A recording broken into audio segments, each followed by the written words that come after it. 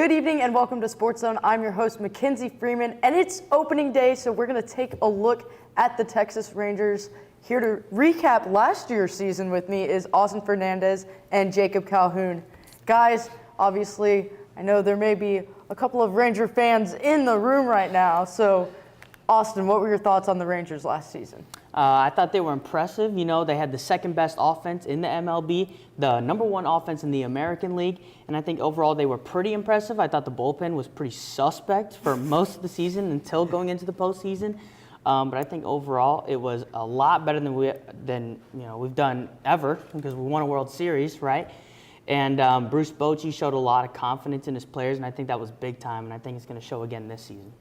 Yeah, and Jacob, talk about some of the things you liked about the Rangers last season. I honestly really liked our offense. Like you were saying, second offense in the MLB, just behind the Braves, if I remember correctly.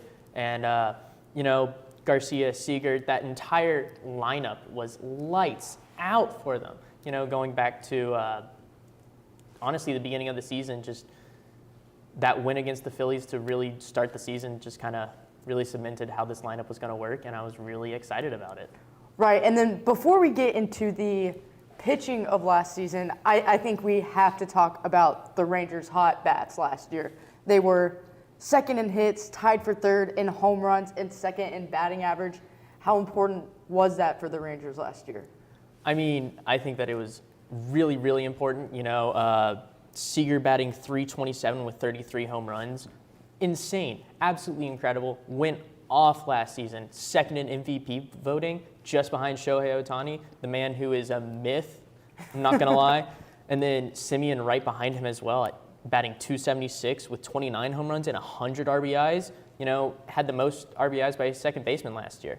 And I think that really shows how great this offense is. And Austin, what were your thoughts on the bats of the Rangers last season?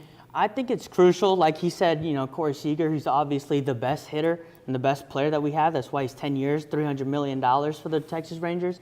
But, at the end of the season, we saw a key piece added, Evan Carter, and he added just another dynamic to the team that we didn't really see. And, his batting eye, his feel for the box it's probably the best on the team, and he's only 21. His nickname is Full Count, so I think that was a huge thing. Adolis Garcia, he got hot too, especially in the postseason. Marcus Semien with all those leadoff homers that he have. I think the bats getting hot is crucial, and it's with all the blown saves that we had.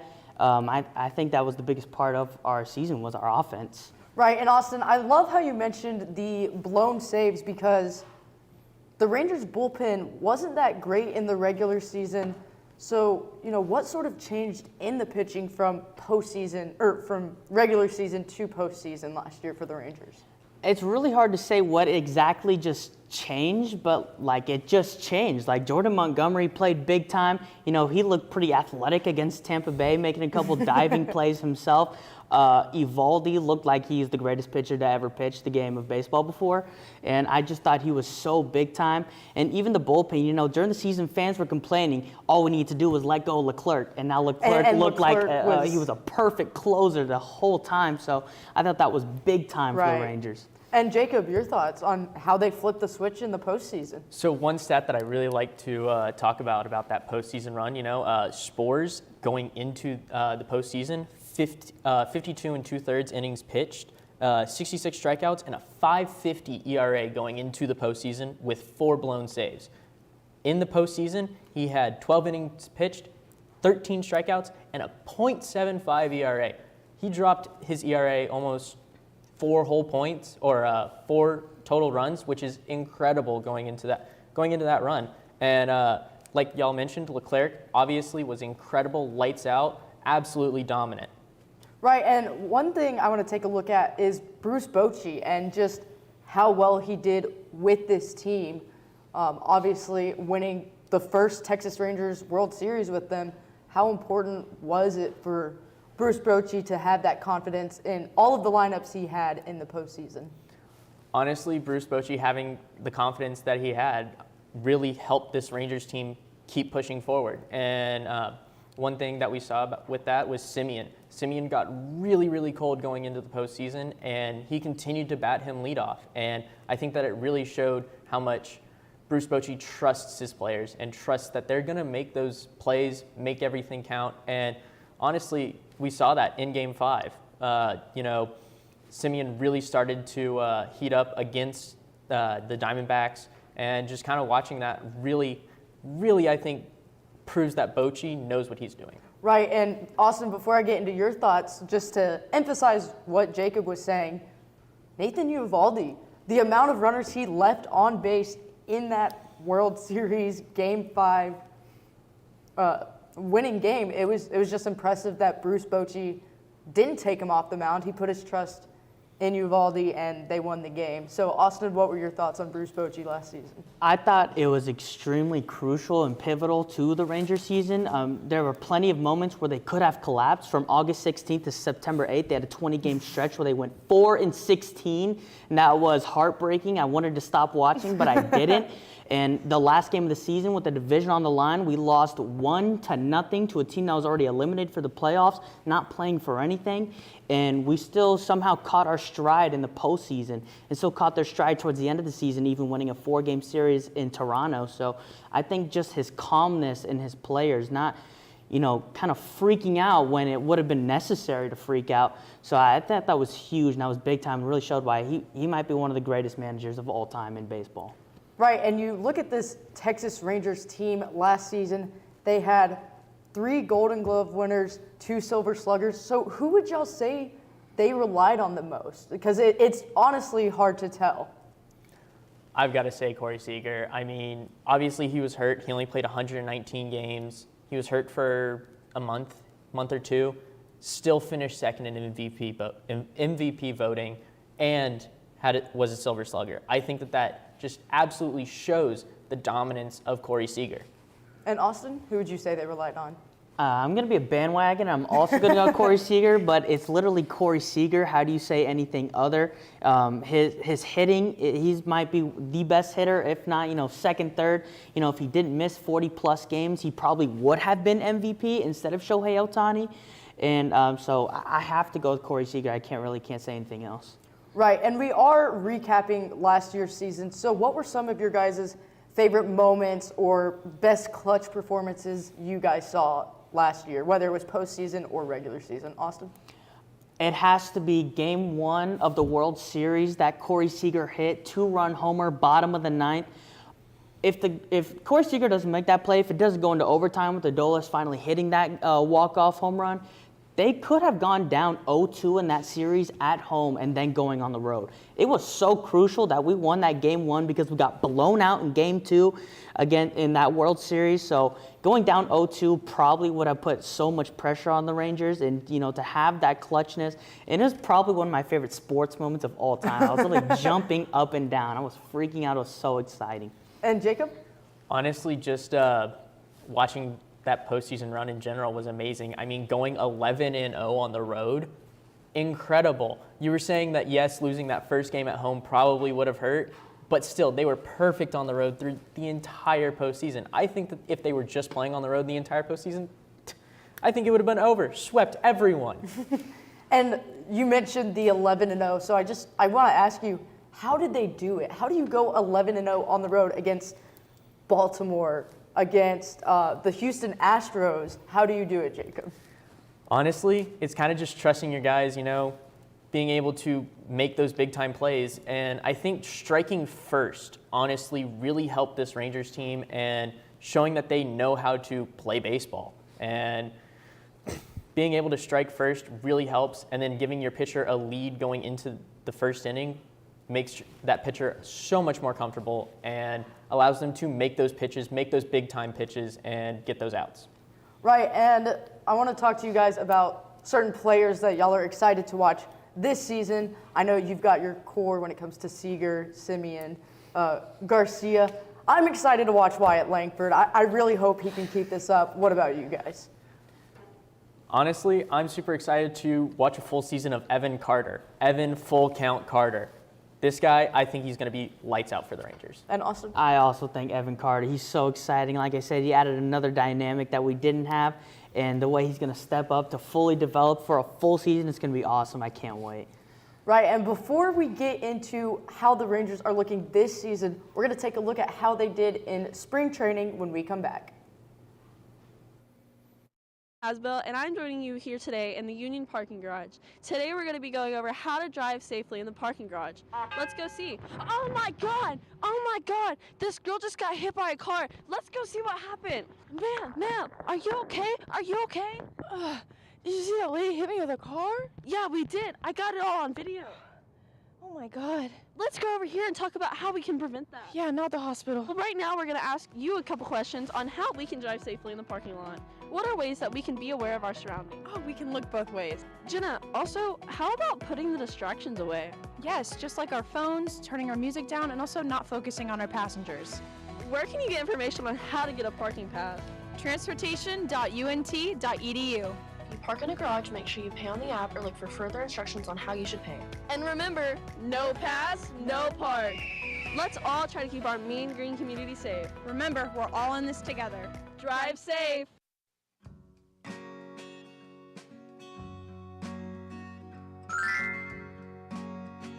I'm here to rescue you. Oh, my friends. Não so fast.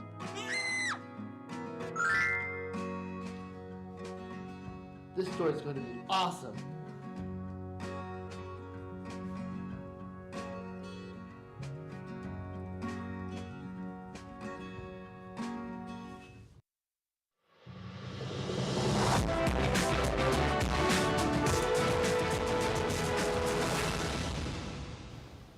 Welcome back to Sportszone. We're here to talk about the Rangers spring training, and here to take a look at the Rangers with me is Matthew Wagner and John Phillips. Guys, my first question for you guys is, what are your general thoughts on how the Rangers did in spring training? Well, I mean, they at first I didn't expect much, right? Because it's spring training, no one really Right. matters. The bright lights are in here, and obviously it's Rangers baseball, so it's always fun to talk about. But the pitching, they did pretty good. You know, the pitching was okay, for my opinion. Like the 4.6 ERA was not the best. Right. Heaney struggled a lot. You know, Eovaldi was really the only one that I pointed out that looked really good. And John? Yeah, a lot of the same issues as last year. The pitching just isn't as good as the hitting. The hitting off the offense was really great this spring training, but the pitching just didn't match up. Right, and when it comes to spring training, you know, you look at the record and it says 11-16, but I don't think that really reflects the Rangers. What did you think about the Rangers sort of getting those younger guys involved and just checking out the talent that they do have? Yeah, I think spring training, that's the only thing that really matters. I mean, the record, it's spring training. Getting those young guys, those at-bats against major league talent is really important. And, I mean, Wyatt Langford, an incredible spring. But then there were some other young guys like Justin Foscue, like Owen White that got some reps in spring training. So I really thought the Rangers did a good job of getting reps for the young guys. No, yeah, I agree. Langford raked for 6 home runs, 20 RBIs, 365 average. Those are all-star caliber numbers, right? Right. If he can put that up for like the rest of the season, throughout the season, he's going to be a first-time all-star as a rookie. That's unheard of. Him and Evan Carter will literally be fighting for Rookie of the Year. For sure. That's a battle that Rangers fans would love to see. Yes.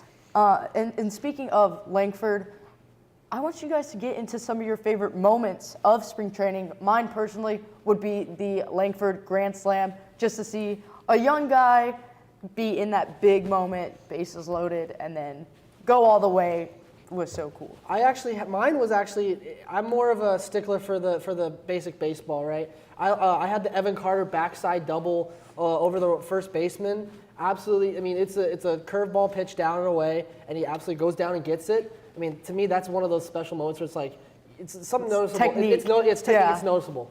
And John? Mine has to be the Davis Wenzel single to beat the Mariners 10-9. I hate the Mariners, and watching the Rangers beat them in a moment like that was great. I love that. How do you feel about Mitch Garver being with the Mariners now?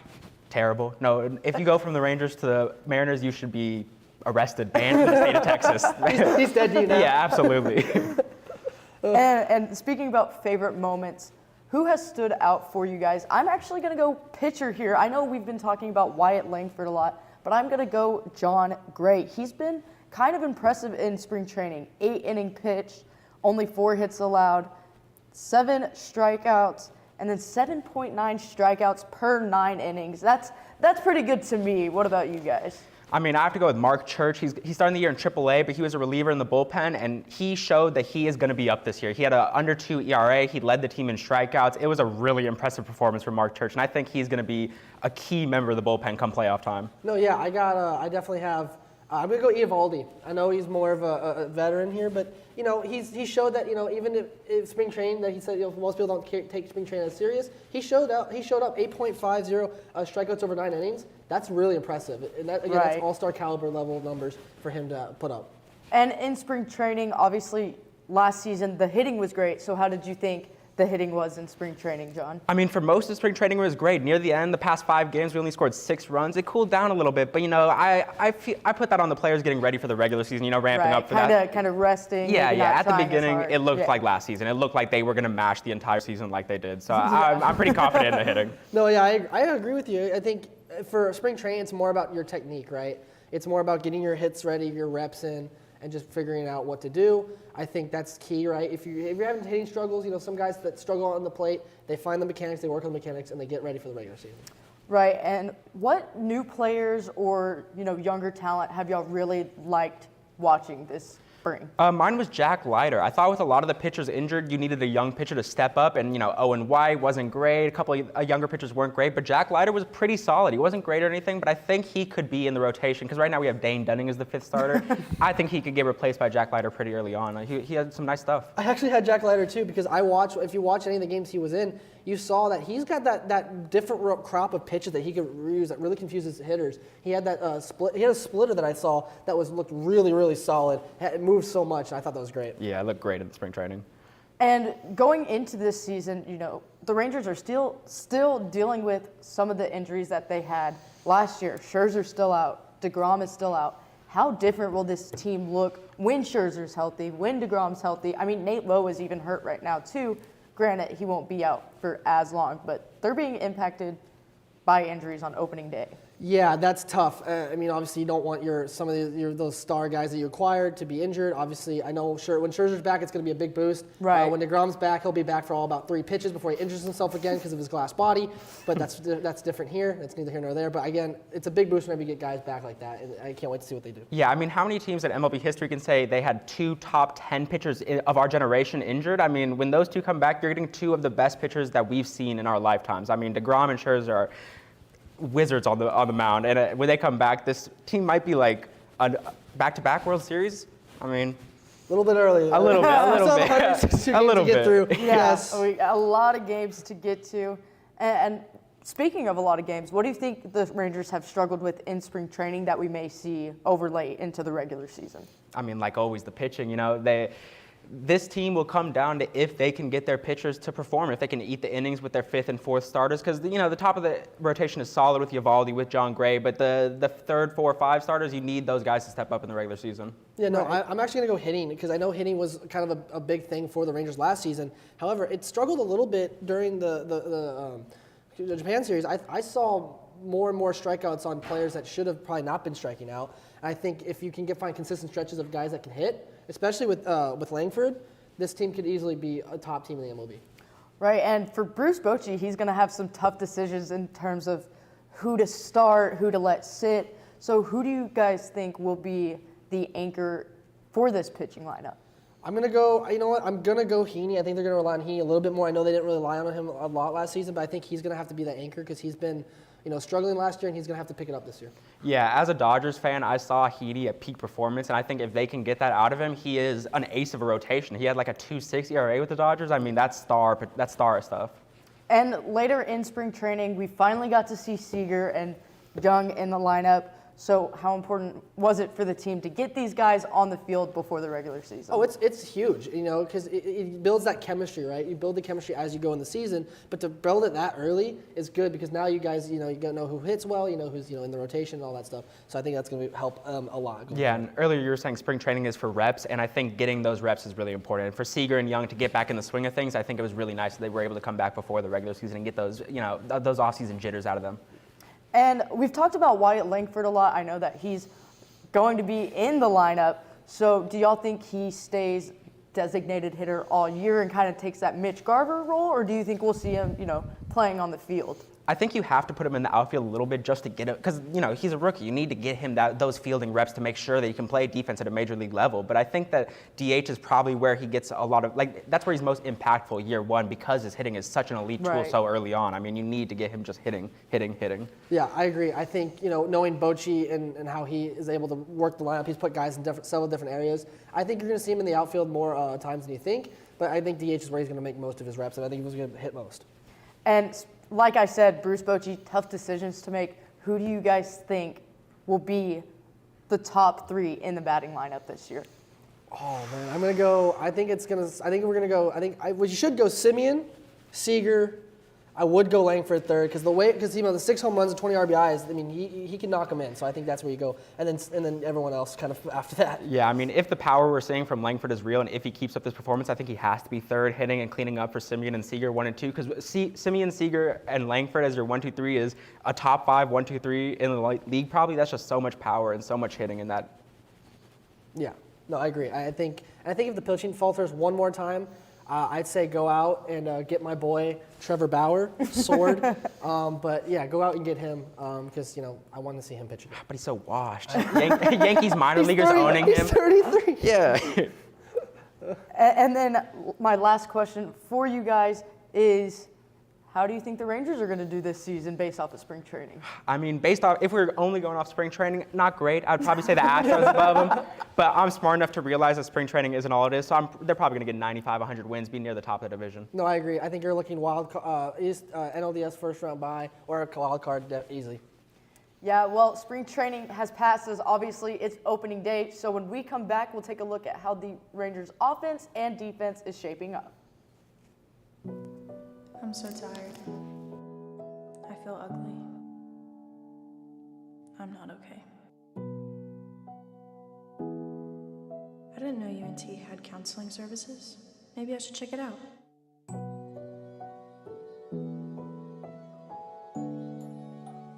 This looks like the place.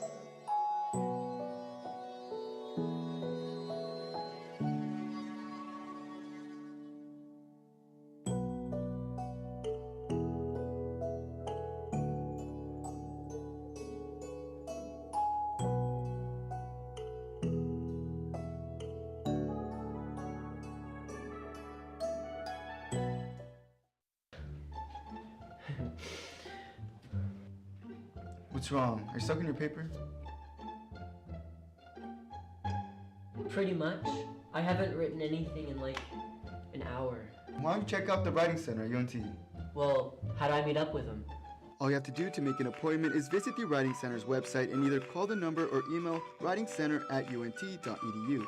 The appointment is 30 minutes long, and the trained tutors will be able to help with brainstorming, correcting grammar, ensuring clarity, and a wide range of services. They also do walk-in appointments. That sounds awesome. I'm gonna check them out. So, when's this paper due? 30 minutes. For more information, visit the UNT Writing Center's website. Yeah, it's 6 pages.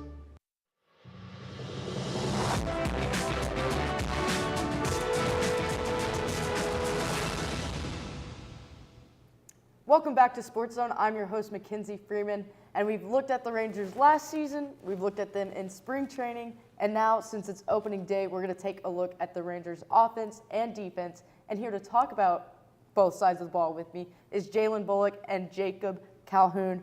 Guys, I want to talk about the hitting. I love talking about the Rangers hitting. So, Jacob, do you expect the bats to be hot at the beginning of the season this year? I expect them to be hot, hot, hot, served up hot. I think that with the addition to Langford as their DH, I think will definitely be more viable. I really enjoyed Mitch Garver last year, but I think that having that youth in Wyatt Langford will allow us to maybe play around a little bit and experiment with our outfield a little bit more. And Jalen? Yeah, I'm gonna have to agree with that. I think this team is a lot different. From last year's, we have a good resurgence of youth on this squad. We'll speak on Langford. We've been speaking on Langford all day. Yeah, we'll talk about Langford. But I think we're gonna start off really strong this year on the offensive side, and this offense is something that's really gonna be scary, just like last season. And I know y'all have hinted towards Langford a lot. Who do y'all think needs to step up offensively? I mean, the Rangers' bats were hot last season, but who do you think will be that consistent guy through these 160 games that these guys will be playing? Honestly, I think that Jared Walsh, we picked him up last year or at the beginning of this year for just an extra first baseman. And now that Nathaniel Lowe's down, I think that Jared Walsh will be really, really good and very helpful for us. However, they do have Duran playing at first base today. I think that that'll be very interesting. Duran last year played, 122 games as a utility man. I think that that's incredible. And I'm really looking forward to seeing how Duran will react to playing first base. And obviously, he put up some really good offensive numbers last year, and I'm really looking forward to it. And Jalen? Yeah, I'm gonna have to agree. Duran is, playing out of position, playing a different position, at the first base. I just really want to see what he's gonna be able to do. I feel like he's someone that's gonna really be able to make an impact there. That first base is something that hasn't been the strongest, for the Rangers, and I just think that's gonna be a position that's gonna fit him very well. Right, and I know you guys have both been excited to talk about Wyatt Langford, so we'll get into talking about him right now. His bat has been very hot in spring training. Do you guys think he can keep it up as the season goes on? Jalen? Those 19 games that we saw from spring ball, that kid is nice.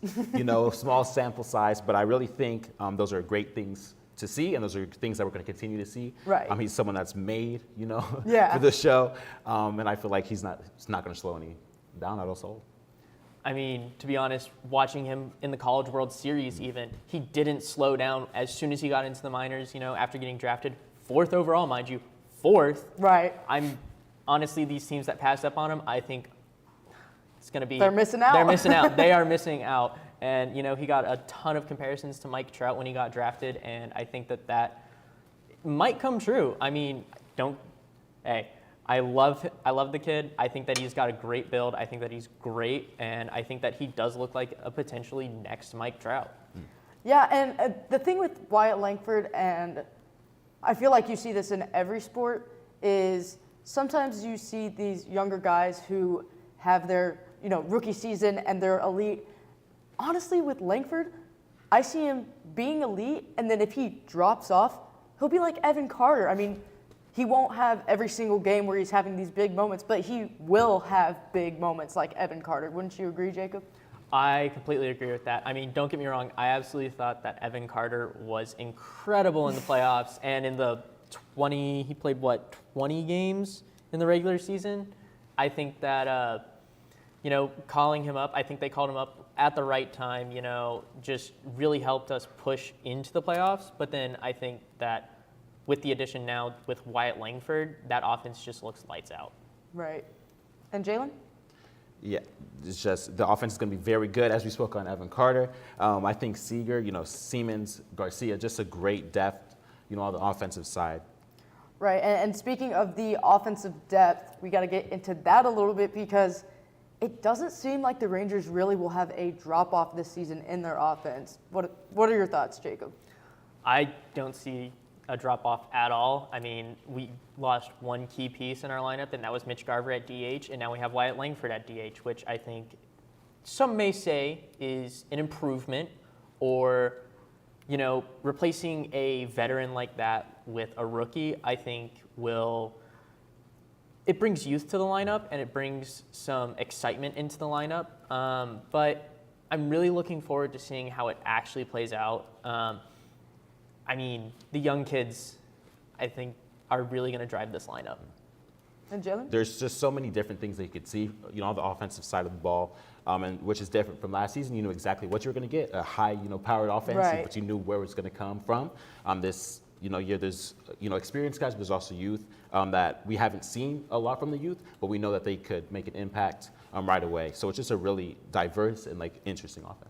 And I like how you mentioned that this offense is going to be very diverse because you look at Baltimore and their team, they're good. They're going to be good this season, but they don't have those well-rounded veterans like the Rangers do. And I think that's kind of what separated us from Baltimore in the postseason was we just had a little bit more experience, and that experience is obviously going to be important, especially as we take a look at the bullpen. What's the starting rotation looking like? I am super excited about this starting rotation, even though we have 3 pitchers on the IL to start the season. So let's just go through it real quick.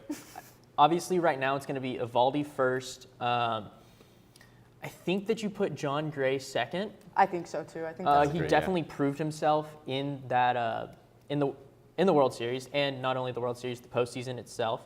And I think you have Heaney at 3, Dunning at 4. He's really been one of those guys that really, like, as soon as DeGrom went out last season, he really picked it up and has proved that he probably deserves a rotation spot. And then obviously we just signed Michael Lorenzen. He just got put on the IL going into tonight's game. So obviously I think that he would be the 5, but if he can't be back for that 5th rotation spot, I think that it'll probably go to Cody Bradford. Right. Yeah, that's my starting 5 as well. And of course, Bradford we haven't seen a lot from. Right. New kid on the block. But I think it's going to be a very interesting addition. And he's going to be hopefully be that 5th guy that could really do stuff. But from first and 2, that's a very good, first starting 2 pitchers. We're just going to really have to see what the other 3 are going to be able to do. Right, and this bullpen took some heavy beatings and then just some, got to get rid of this player so we can open up more cap space. You lose Chapman and you lost Montgomery. What's going to be different about this team without Montgomery, Jacob? Without Montgomery, it's going to hurt, it's going to sting, and honestly, I can't wait till June, July, August, once we finally get DeGrom and Scherzer back. I think that you'll be able to bump guys like Cody Bradford into the bullpen, make those really good, strong, late, long relief pitchers. We always need those. Right. Always good to have some great arms in the bullpen. But until then, I think we're going to see guys step up. We signed Kirby Yates in the offseason. I think that he'll probably be our setup guy for Leclerc. I'm really excited to see how Leclerc does this season and how this bullpen does. And Jalen? David Robertson and Kirby Yates are some key, additions to the team, as we've spoken on. Of course, losing Montgomery is going to be big, but I feel like we brought in the right type of guys, to make that difference, make that long step. And as you said, there's a lot of players who are going to have the opportunity to step up. Right, and speaking of players that will have the opportunity to step up, who do y'all think will step up in the bullpen this year? I'm going to have to go with either Cody Bradford, if they do put him as a long relief pitcher, and either him or I think that we'll see a resurgence in Spores. I think obviously getting that last out of the World Series was awesome, but in the postseason itself, he looked absolutely dominant, .75 ERA, incredible.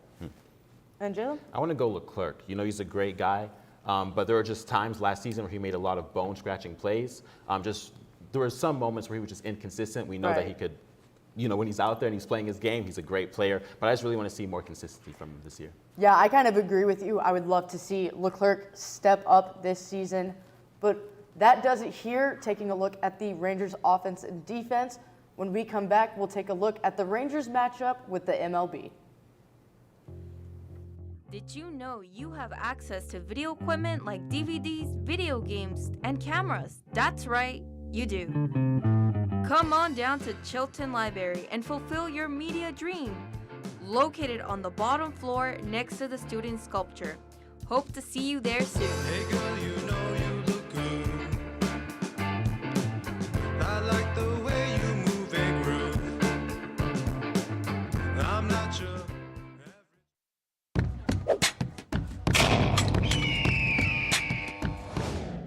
What does Talents do?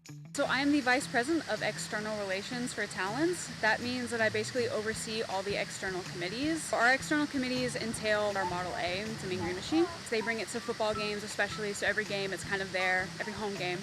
The Model A is like a symbol of UNC pride, and it's a big tradition that we are so lucky to uphold and maintain. When people look at it, they see it, and they're like, oh, that's the Mean Green Machine. There must be a game today or something to ramp up school spirit for basketball, softball, volleyball, any of those things. We have amazing teams, so we just want to show school spirit for them. Bonfire Committee, which is in charge of putting together the bonfire every year for homecoming. It's kind of just a whole semester-long process up until Build Week that we have to put together and oversee and make sure safety regulations are followed and risk management is taken care of. Cannon Crew, which oversees and takes care of the cannon. They fire it at games, they take it to special occasions.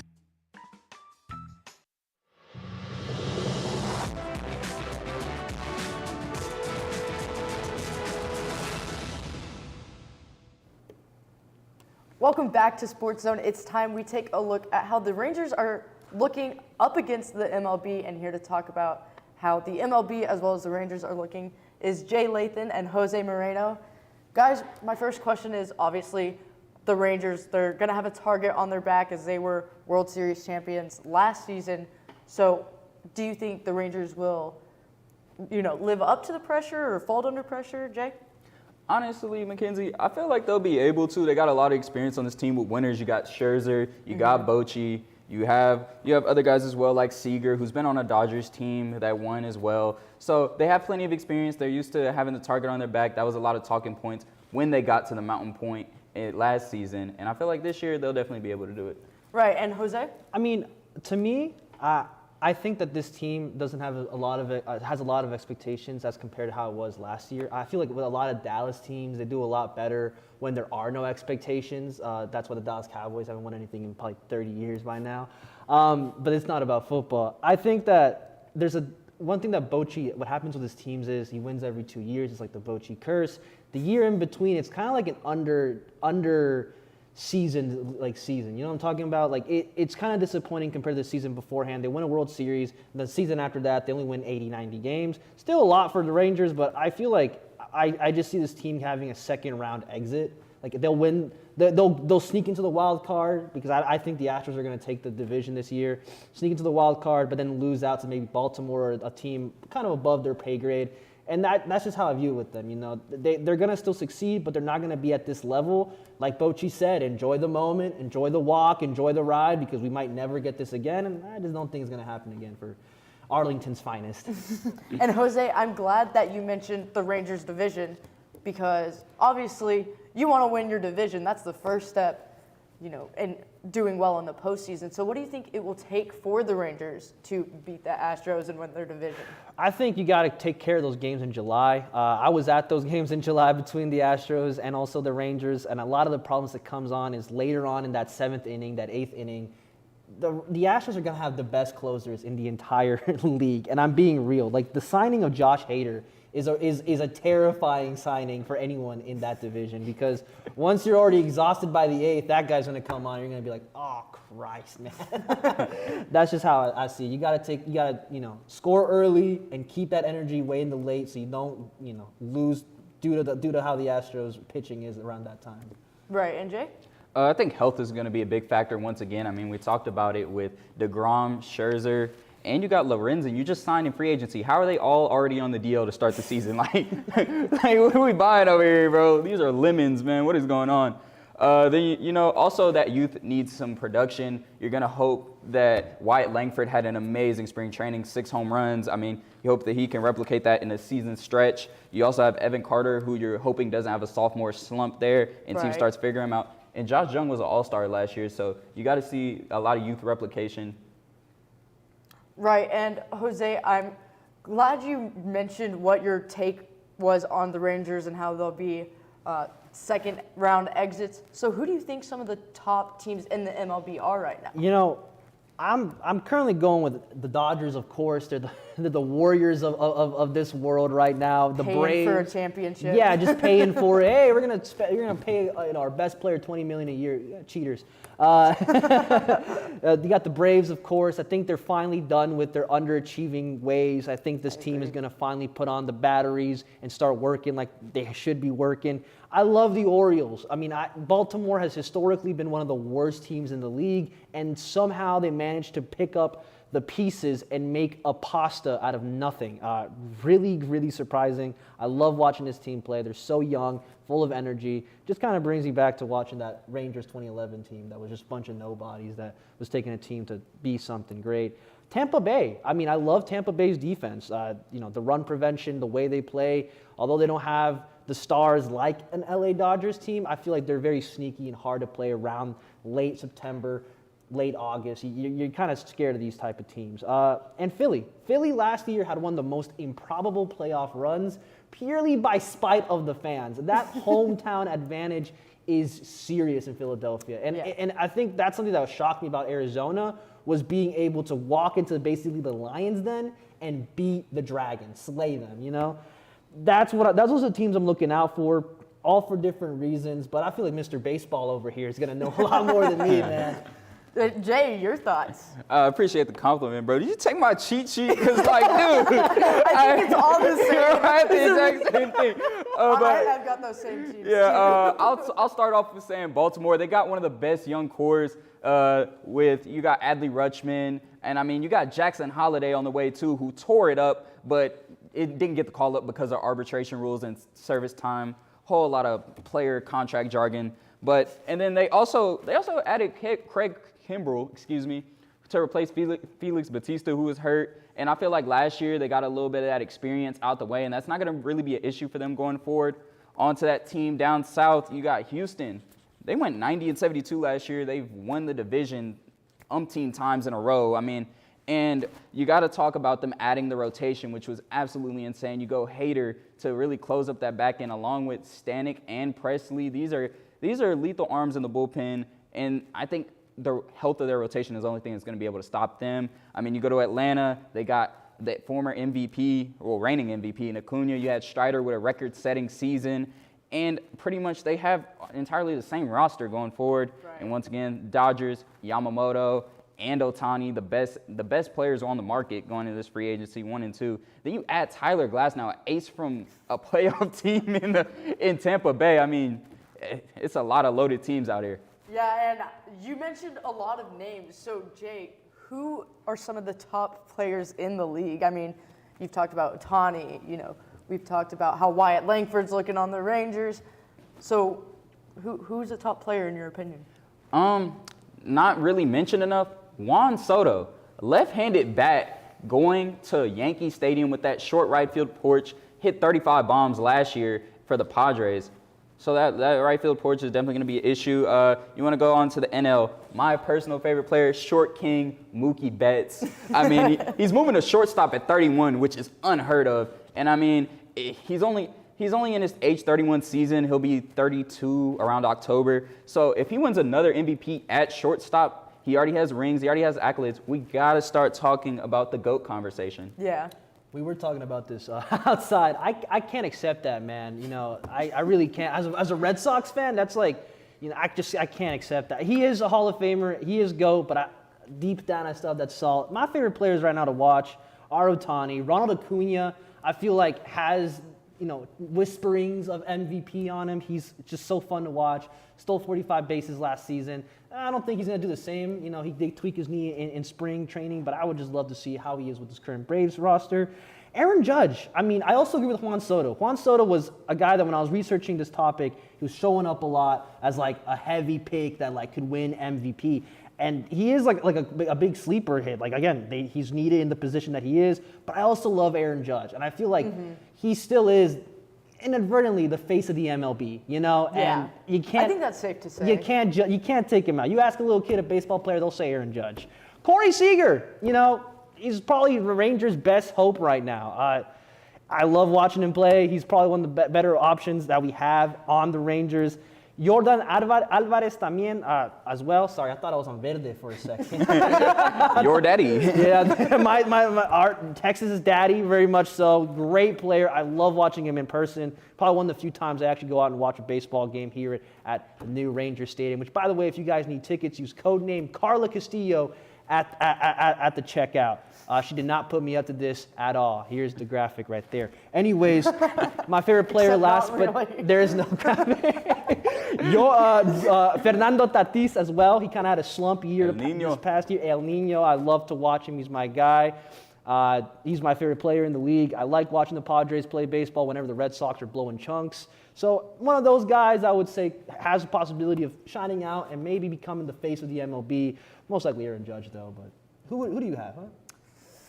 Y'all named a lot of players that I almost forgot the question. I think Acuna is going to do great. I think Corey Seager obviously is going to do great. Those are two at the top of my list. And then obviously you got the classic with Ohtani, plays both ways. It's kind of unheard of.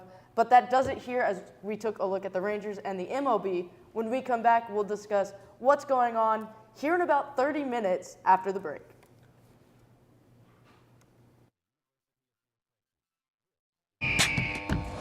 Why should you join Talons? We are very welcoming to people who may be a little bit hesitant.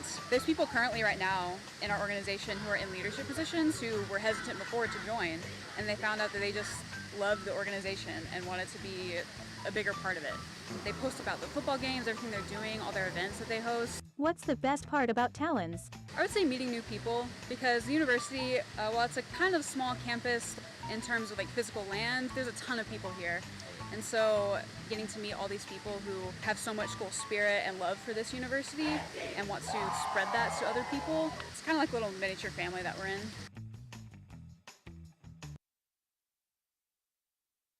There's no harm in wanting to have fun while in college, but it's easy to lose track of how much you've had. Apps like Drink Control and Alkadroid can help keep track of your consumption and blood alcohol levels.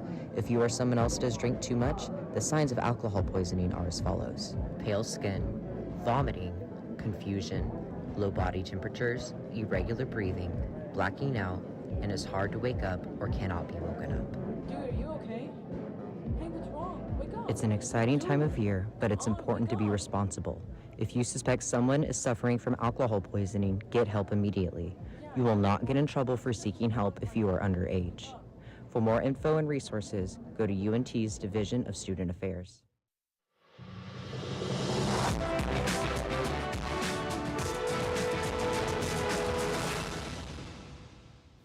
Welcome back to Sportszone. I'm your host, Mackenzie Freeman, and I'm joined here by Taggart Kent and Isaiah Ortiz to preview the Rangers versus Cubs series. Guys, we've talked about Rangers the entire show, so let's go ahead and get into the Cubs first. Taggart, how did they do last season? Well, considering the Cubs for the past few years have struggled a bit, it wasn't that bad of a down year. They just missed the playoffs, ended up finishing, I think it was 82 and 78 around there. They had some good pieces. Seiya Suzuki had a decent season. Cody Bellinger really righted the ship, changed his plate approach from his MVP season a couple years ago and had a good bounce back year with a new squad. And then Justin Steele played great as well. Their bullpen was a bit iffy at times, but I think if they have more emergence in their lineup, that they can really make up for that lack of a bullpen. And Isaiah, your thoughts on the Cubs last season? Yeah, I think they did do a good job considering the lack of success that they've had throughout the last couple of years. Hopefully they can start to build on that as the season progresses. Like you mentioned, Justin Steele had a great year even after he got back from his injury. Suzuki looking like a good young piece. Hopefully we'll see if he continues to improve. And then, like you mentioned, Bellinger, I really like that he also bounced back from his MVP campaign. Let's see if he continues that and hopefully get, a big contract. Right, and how, going from last season to spring training, how did the Cubs look in spring training? They looked decent. I think pitching is still an issue for them. They lost a lot of games, but it wasn't like they were getting blown out the entire time. Right. Seiya Suzuki has been amazing in spring training. He has a 1,500 OPS. He's had like 6 doubles. I think it's 4 home runs. He's been raking. It's unbelievable. Their pitching has been iffy, but I think if this lineup continues to build on what they've done so far in spring training, that they'll be okay. Right, and Isaiah? Yeah, they haven't given up a lot of runs like you said, but pitching is still a little up and down. Hopefully that can get fixed throughout the season. And then like you mentioned, the reports I've read on Suzuki, they're saying we could possibly see a breakout season from him. And that's exactly what they needed, honestly, from their lineup. Another breakout star next to the guys like Swanson and Bellinger. Right, and y'all have mentioned a couple of the Cubs players. So who's on y'all's scouting report for the Cubs and why? Obviously, for me, it's Seiya Suzuki. After the season he had last year, it was just kind of a building year for him specifically, Right. and then the spring training where he's been absolutely amazing. I'm looking for Dansby Swanson. He's a bit of this guy who he has a great year, and then he has a mid-year, and then he has another great year. So he's like an every other year kind of guy. And I'm looking for this year. After last year was so mid, he had a 99 OPS plus, which is like around league average. Right. But I'm looking for this year for him really to bounce back. And he's been leading in WAR at a position like shortstop because he's a pretty good defender out there. But I'm looking for him to step it up as a hitter. And Isaiah? Yeah, I really like Justin Steele personally. One of my favorite pitchers. He was on my fantasy team last year. Really came through before he got hurt. So I'm definitely looking at him. He was a Cy Young finalist last year. Hopefully continue that hot streak into this season as well. 16-5, I believe, as a starter last year. So continuing that rate, I think he's going to be really good. Not to mention their opening day starter this year. He actually pitched pretty well against us last year. I believe it was 6 innings of 0-run ball against us in the 3 games that we played him around April 7th to April 9th. Right, and speaking of starting pitchers tonight, you've got Uvalde against Steele. What is this pitching matchup going to look like, Taggart? It's kind of it's this matchup between two guys that aren't like bona fide aces, but they're really Right. good. You know what I mean? And I'm looking for both of these guys to just 6 innings of good pitching. They're not. Neither of these dudes are going to go all the way. It's the first game of the year. It's not Right. like they're Garrett Cole, Shane Bieber, any of the guys who are elite. But they're still very good. And Nathan Eovaldi was a huge part of the reason that the Rangers ended up winning the World Series next year. As far as both of these guys, 6 innings. For Nate Eovaldi specifically, I'm looking for 6 innings. Those guys like Josh Boers, Jose Leclerc cleaned it up for you in the back half of the game. Right. Isaiah? Yeah, that's the range I was looking at too. Hopefully with Eovaldi, he does kind of have a tendency to give up runs, especially later in his pitches. But definitely Justin Steele is still really good. One of the best fastballs in the game as well. It's going to be a great matchup. Right. And Taggart, you mentioned how Eovaldi had that great performance that inevitably led the Rangers to winning the World Series last season.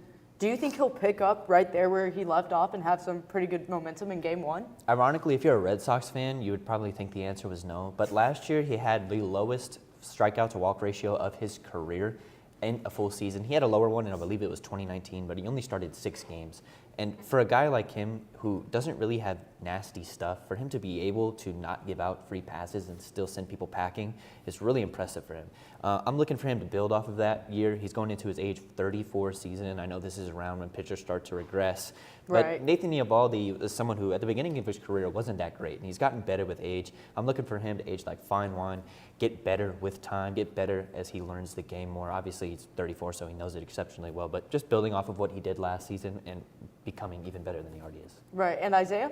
Yeah, definitely. Hopefully he comes out hot because we definitely need him. Like you mentioned, he is older. You got Max Scherzer still in there, Jacob deGrom coming back from injury. So we need him to be Nathan Eovaldi from the playoffs as our young guys continue to develop.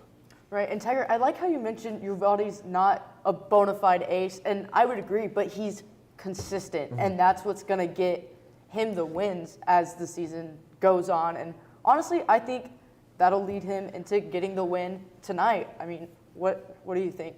Yeah, I mean, that's really the best thing about his game. Like I said earlier, he doesn't exactly have electric stuff, but he's just the epitome of consistency. And at the end of the day, with this Rangers pitching core, it's not exceptionally well, especially since you're missing Jacob deGrom and Max Right. Scherzer. This lineup is going to pick up the slack for you. There's Right. stars all over it. Adolis Garcia is hitting exceptionally well, coming off of last season, had an excellent postseason run.